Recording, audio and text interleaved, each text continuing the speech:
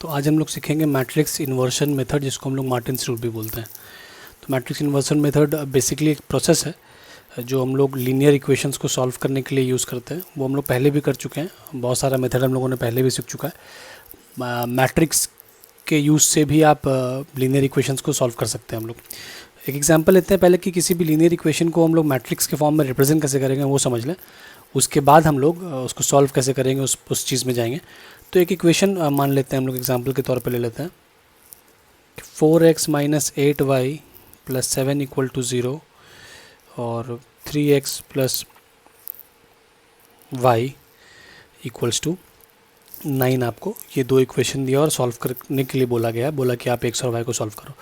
तो सॉल्व करने से पहले इन इक्वेशन को मैट्रिक्स के फॉर्म में किस तरीके से हम लोग रिप्रेजेंट करेंगे उस चीज़ को समझ लें पहले। तो सबसे पहला काम करना होगा कि आप एक मैट्रिक्स लोगे A,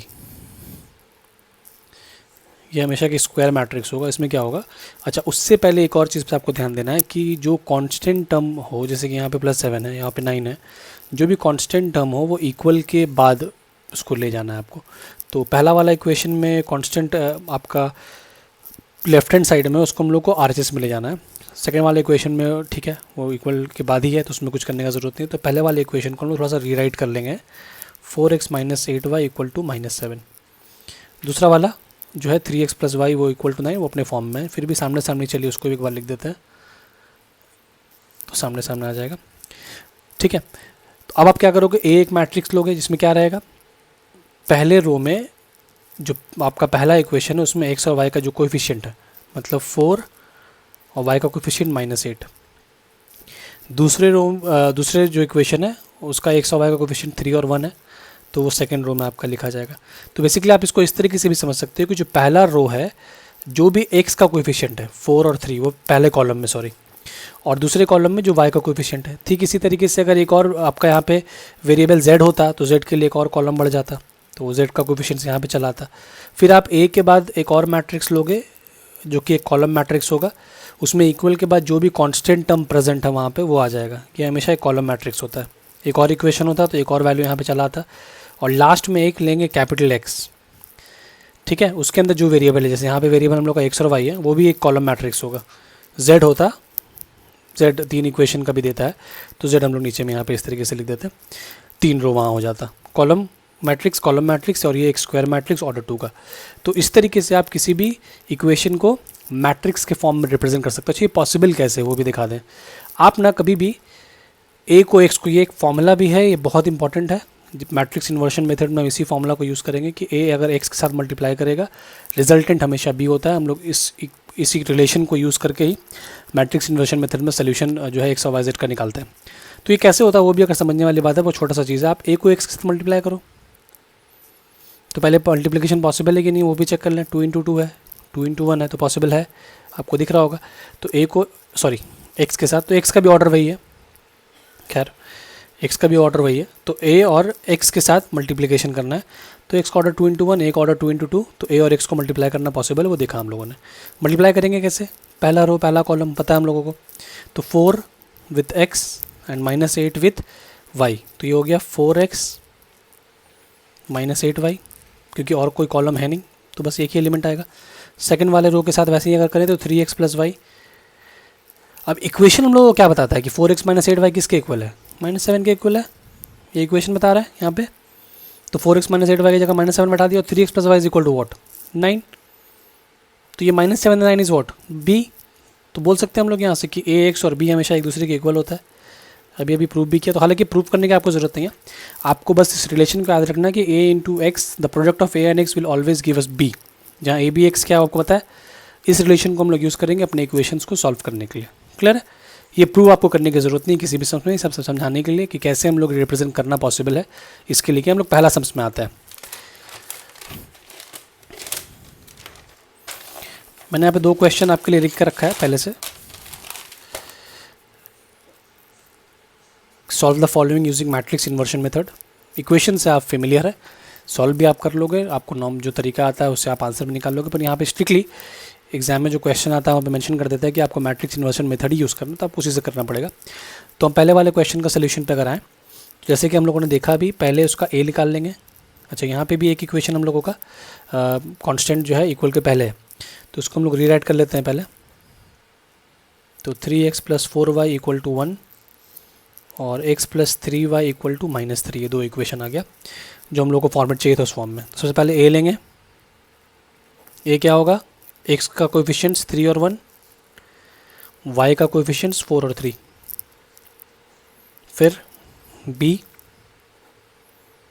1 3 और फाइनली x जिसमें वेरिएबल आएगा। अच्छा, ये ज़रूरी नहीं है कि यहाँ पे x y ही हो हमेशा, a b देगा तो आप यहाँ a b लोगे।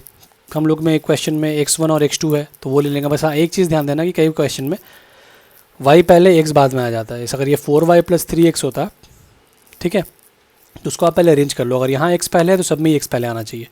तो कुछ क्वेश्चन में अगर ऐसा कुछ ऑर्डर अगर आगे पीछे किया हुआ तो उसको भी ध्यान कर लेना, आपको उसको भी ठीक कर लेना।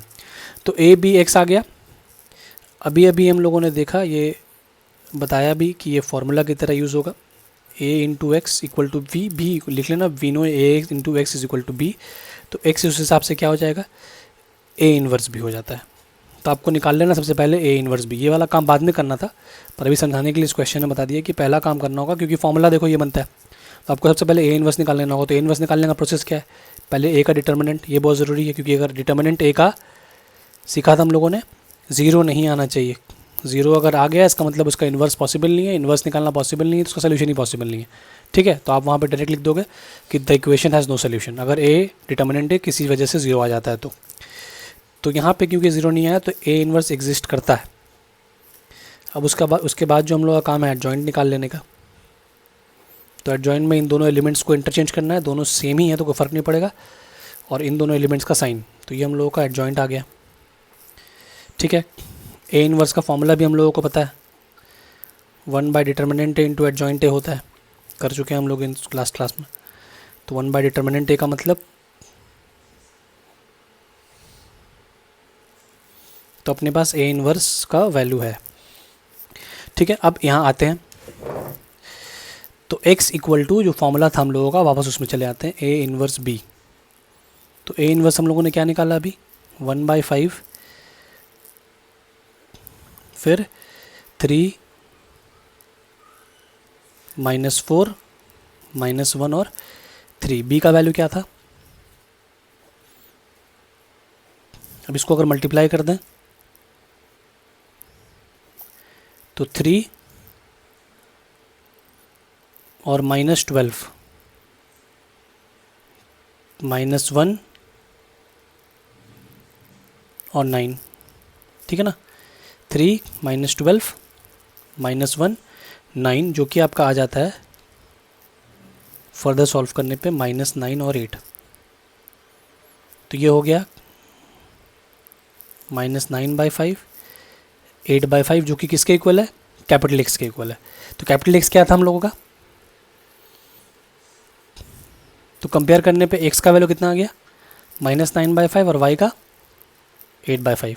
क्लियर है, यहाँ पे जगह नहीं है, आप लोग लिख देना x equal to -9/5 y equal to 8/5 answer. ठीक है, तो इस तरीके से आपको सॉल्व कर लेना है इक्वेशन को। एक 3 × 3 का भी हम लोगों ने एग्जांपल लेकर रखा है यहाँ पे, 8x + 4y + 3z equal to 18, 2x + y + z equal to 5, x + 2y + z equal to 5, ये इक्वेशन है। इसका जो a हो जाएगा,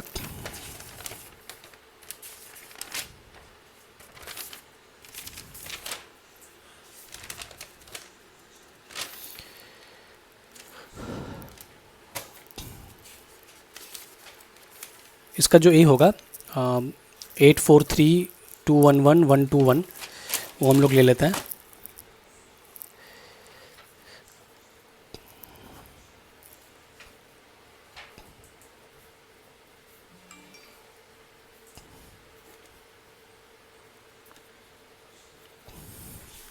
b में आ जाएगा आपका 18 5 और 5,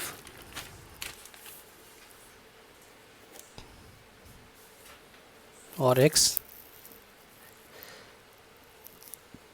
अच्छा क्योंकि a इन्वर्स हम लोगों ने पहले भी सीखा हुआ है, तो a इन्वर्स का जो प्रोसेस है, पहला काम आप वो करोगे कि डिटर्मिनेंट a निकाल लोगे, इसका इन्वर्स निकाल लोगे। तो उसका इन्वर्स क्या है वो आंसर हम लोगों ने पहले से यहाँ पे निकाल के रखा है,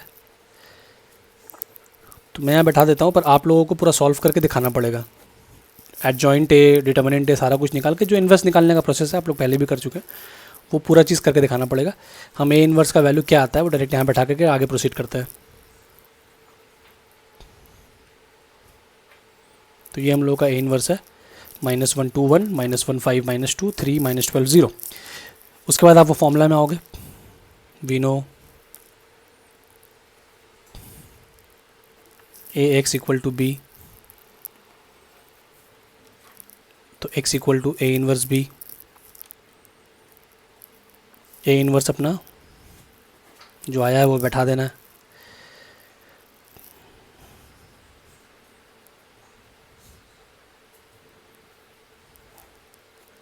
और साथ ही b का जो वैल्यू है वो ये आ गया।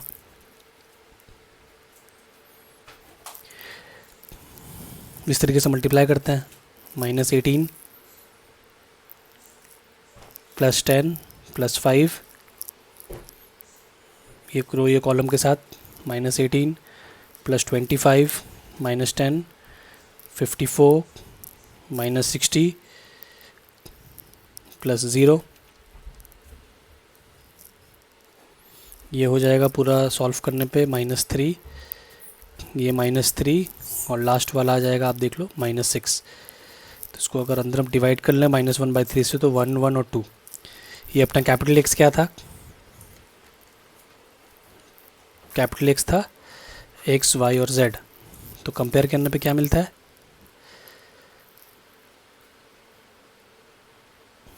X equal to 1, y equal to 1 और फाइनली आपका z का वैल्यू 2। तो ये इस तरीके से इस इक्वेशन को हम लोग सॉल्व कर सकते हैं। ठीक है, तीन एक्स वाई जेड 3 वेरिएबल का अगर इक्वेशन रहेगा तो इस तरीके से उसको सॉल्व किया जा सकता है। क्लियर? अच्छा, एक और तरीके का जो क्वेश्चन इसमें आता है वो भी आपको दिखा दें, शीट में है। ये आपका क्वेश्चन नंबर हम लोगों का 5 और 6 इस टाइप का है। इसमें ए दिया है, इन्वर्स ए इन्वर्स निकालना है। तो पहला सवाल ये था कि गिवन ए इक्वल टू एक मैट्रिक्स आपको दिया ए इन्वर्स। अब उसके बाद आपको एक इक्वेशन को भी सॉल्व करने के लिए पड़ा। तो ख़ास बात ये है, आप देखो अगर ध्यान दो तो अगर आप इसको यूज़ करके एक ए बनाते, जो हम लोग ए बना रहे थे, तो क्या बनता, 1 1 1 2 -1 3 और फिर लास्ट में 3 2 -1। ये वही मैट्रिक्स आ रहा है जो हम लोग का ए गिवन है। क्लियर है? ये सिमिलैरिटी है। ए जो दिया है अलग से, हम लोग को जो ए लेट करना पड़ता था वही ये है, सेम है। तो आप ऐसे भी इन्वर्स निकालना था आपको सॉल्व करने के लिए, तो आपने ए इन्वर्स निकाल लिया। तो ये अलग से कोई सवाल नहीं है, बस आपको एक अलग से ए का वैल्यू दे दिया है और वो जो मैट्रिक्स ए है वो जो यहाँ से हम लोग ये फॉर्म करते हैं वो सेम है। ए इन्वर्स जिस तरीके से निकालते हैं निकाल लेंगे। ठीक है, निकालने के बाद we know A x equal to B, वो वाला पार्ट।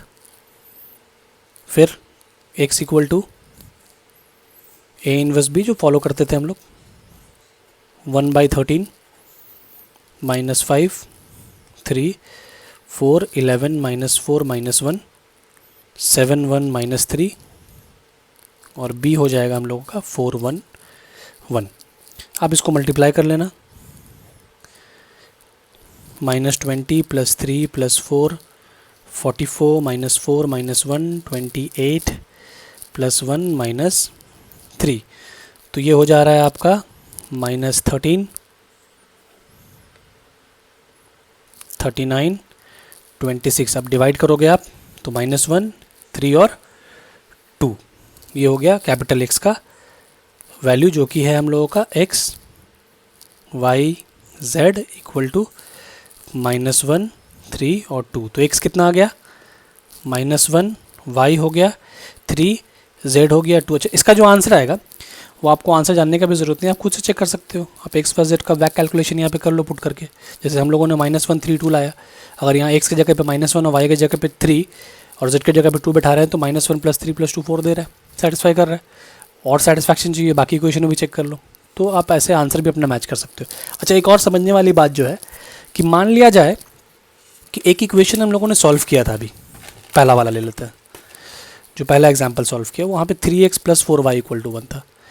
अब अगर इसी क्वेश्चन में ये 3x नहीं देकर ये 3/x + 4/y दे देता और ये x ना देकर 1/x + 3/y = -3 दे देता। बाकी सब कुछ सेम रखा है, सिर्फ x और y को 1/x और 1/y कर दिया। तब क्या करते हैं हम लोग, सारा चीज़ एज इट इज़, सिर्फ क्या करना होता है, जो कैपिटल X हम लोग लिया था, x और y लिया था, वहाँ पे इसके जगह पे 1/x और 1/y ले लेते हैं।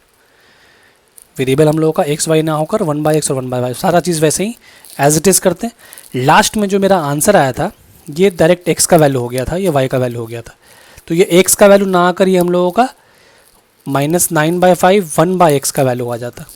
हम लोग जब कंपेयर करते हैं तो डायरेक्ट ये x का वैल्यू ना आकर ये आता 1/x का वैल्यू, तो 1/x का वैल्यू -9/5 हो जाता। तो x क्या हो जाता, उसका उल्टा, मतलब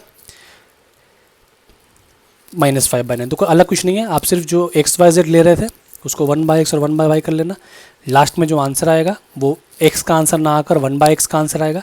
x के लिए उसको आपको रेसिप्रोकल कर देना होगा, तो उससे आपको 1/x मिल जाएगा। क्लियर है? तो ये दिखने के बाद, इस वीडियो के बाद मेरे ख्याल से क्वेश्चन नंबर 6 तक आप लोग सॉल्व कर लोगे। ठीक है, तो क्वेश्चन नंबर 6 तक कर लेना। उसके बाद नेक्स्ट वीडियो में 6 के बाद कैसे करना वो नेक्स्ट वीडियो बनाकर आपको बताएंगे, तो आप उसके हेल्प से 7 से लेके बाकी जो क्वेश्चन से 11 तक वो कर पाओगे। Okay, thank you.